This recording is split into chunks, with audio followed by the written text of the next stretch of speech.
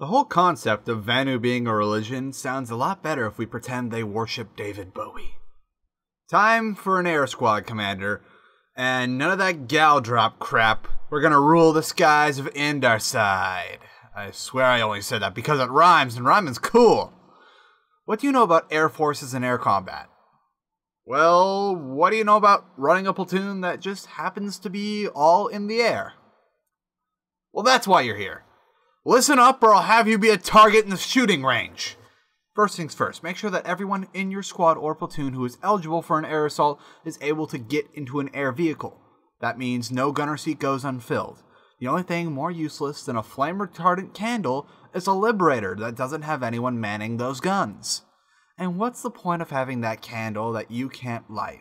All it does is ruin the romantic mood as you go through an entire MASH book while the bathwater gets cold and your girlfriend's looking at you awkwardly. Way to go, Romeo, you ruined the night!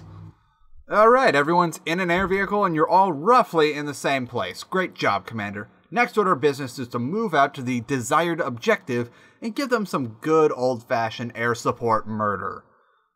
Your objective should be somewhere that already has ground forces fighting on it so that nobody has to ditch their ESF or even go below 500 meters. The last thing you want right now is to have one of your precious libs or ESFs grounded so a burster max can get a free kill they weren't expecting.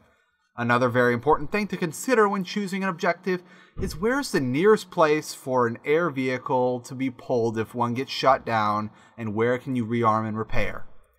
Towers with 4 pads are good, but a biolab will do in a pinch if there's not one nearby. All you need is a place where no enemy AA can hit you and you can get some ammo while you're down. The next all-important facet of running an air platoon is to have a plan for what happens to people when they're unable to get back in the air for whatever reason. I don't care how advanced of a pilot anyone in your platoon claims to be, getting shot out of the sky is more of a when than an if. So you'd better have a plan for when people in your platoon start to fall out of the sky one by one. It doesn't have to be too complicated. It can just be to tell your squaddies that go back up to Zerg, go pull some sky guards to back us up in the dogfights, group up at that one place and start forming a second wave of air units as you wait for your cooldown. Whatever, just have a plan for when you're downed. Lastly, let's go over a few common sense things. First off, make your air units all come in at once and don't let anyone get too far ahead or too far behind. It's the easiest thing in the world to sit in a phalanx AA gun and farm reavers that come into you one by one with a good 10-second delay between them.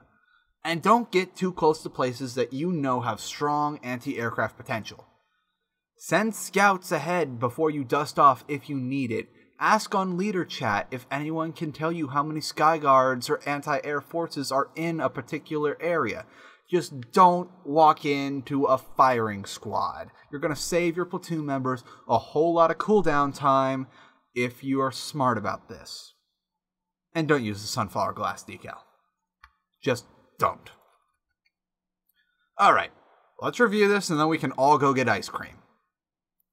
Make sure that all gunner seats are filled and that everyone is in one place before you dust off. Take your air forces somewhere that already has a ground fight going on so you can stay inside of your planes. Know where you can rearm and repair at and have a plan for when your pilots go down. Scout the area, move out as a unit, and use common sense whenever you can. That does it for today, leaders of Araxis. Be sure to like this video if you found it helpful or entertaining, and remember to subscribe for more Planetside 2 videos every Saturday.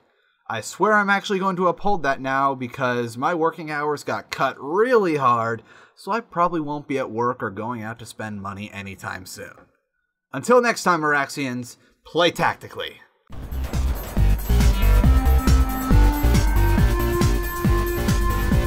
What is that thing in the air? So, how about that anti-cheat system? Is that a rock?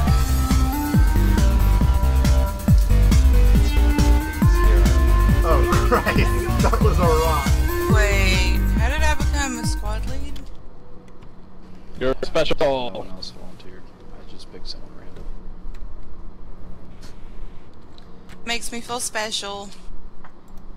If it makes you feel any better, you're the only Sarah Palin likely to do any leading here in the foreseeable future.